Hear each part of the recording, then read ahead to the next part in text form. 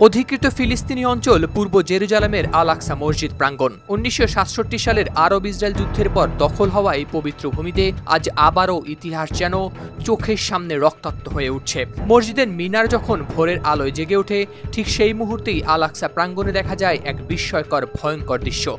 নাচছে একদল মানুষ, গান গাইছে, আর তাদের মাঝখানে রয়েছেন ইসরায়েলের নিরাপত্তা মন্ত্রী ইতামার বেন-গভির। এ এক ভয়াবহ দৃশ্য যা শুধু মুসলিমদের আবেগকেই আঘাত করেনি, ছড়িয়ে দিয়েছে নতুন করে সহিংসতার আশঙ্কা।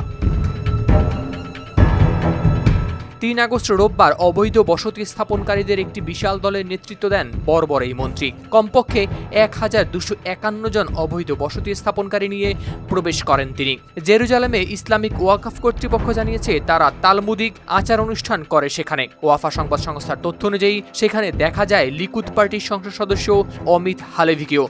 তবে বিষয়টা শুধু ধর্মীয় আনুষ্ঠানিকতা নয়, কারণ পুরো দলটির নেতৃত্বে ছিলেন স্বয়ং বেন-গভির। তার উপস্থিতিতেই সেখানে গান, নৃত্য ও ধর্মীয় স্লোগানে মুখর হয়ে ওঠে প্রাঙ্গণ। জেরুজালেম গভর্নরেট একে সরাসরি পবিত্রতা লঙ্ঘন বলেই আখ্যা দিয়েছে। তারা বলছে এই ধরনের কর্মকাণ্ড ছিল ফিলিস্তিনিদের অধিকারের উপর পরিকল্পিত ও সুস্পষ্ট হস্তক্ষেপ। স্থানীয় সংবাদ মাধ্যমের মতে এই সময় মুসল্লিদের উপর চালানো হয়েছে হামলা, এমনকি আল আকসা রক্ষী ও সাংবাদিকরাও রেহাই পাননি। প্রাঙ্গণের ভেতর থেকে এক বিবৃতিতে ইসরায়েলি মন্ত্রী বেন-গভির বলেন, টেম্পল মাউন্ট ইহুদিদের জন্য এবং তারা সেখানে চিরকাল থাকবেন। এই ঘটনার কিছুক্ষণ পরেই মধ্যরাতে বেন-গভির পুরাতন শহরের পথে আরেকটি পদযাত্রায় নেতৃত্ব দেন। ফলে ফিলিস্তিনি কর্তৃপক্ষ এটিকে ধর্মীয় উস্কানির নতুন উচ্চতা বলেই মন্তব্য করেছে। আল আকসা মসজিদের গুরুত্ব বিশ্ব মুসলিমদের কাছে যেমন পবিত্র, তেমনি এই এলাকায় ইহুদিরাও দাবি করে তাদের টেম্পল মাউন্ট ছিল এখানে, যেখানে প্রাচীন দুটি ইহুদি মন্দির ছিল বলেই তাদের বিশ্বাস। ইসরায়েল ১৯৬৭ সালে পূর্ব জেরুজালেম দখল করলেও আন্তর্জাতিক সম্প্রদায় আজও সেটিকে স্বীকৃতি দেয়নি।